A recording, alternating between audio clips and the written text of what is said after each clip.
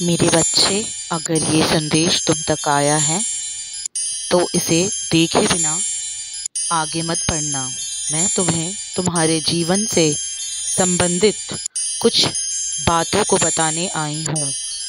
मैं देख रही हूँ बहुत दिनों से तुम्हें बहुत सारे अतीत के पन्नों का राज जानने का इच्छा हो रहा है, मगर कहीं ना कहीं अगर ये राज मैंने तुम्हारे जीवन में अभी तक तुम्हें नहीं बताए हैं या नहीं पता चलने दिए हैं तो इसके पीछे का भी एक ठोस कारण है।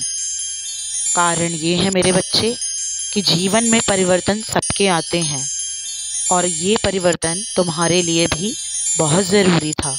इसीलिए इतने वर्षों तक मैंने तुम्हें इन राज से दूर रखा, लेकिन अब समय आ गया है कि अब तुम इन राज को जानो। तुम्हारा जन्म साधारण नहीं है। तुम इस दुनिया में कहीं ना कहीं कुछ ऐसा करने आए हो जिससे मानवता और इंसानियत तुम दिखा सको, क्योंकि पूर्व जन्म में तुमने कुछ ऐसे कर्म किए थे जिसकी वजह से तुम्हें दरिद्रता का सामना करना पड़ा था, मगर अब इस जन्म को तुम्हें संवारना होगा। इसीलिए मैंने तुम्हें ये जन्म दिया है। इस जन्म को व्यर्थ मत जाने दो मेरे बच्चे। जो कार्य मैंने तुम्हें दिए हैं उन्हें तुम्हें करना ही होगा। उतार चढ़ाव तुमने देखे हैं और तुम्हारे इन आंसुओं को मैंने देखा है। जब जब तुम मेरी पूजा करते हो वो पूजा मुझ तक पहुंच रही है और भविष्य में भी मैं तुम्हें भिन्न भिन्न रूपों में आकर दर्शन दूंगी। मगर इसका मतलब ये नहीं कि तुम इन संदेशों को सुनकर लापरवाह हो जाओ। लापरवाही नहीं करनी है।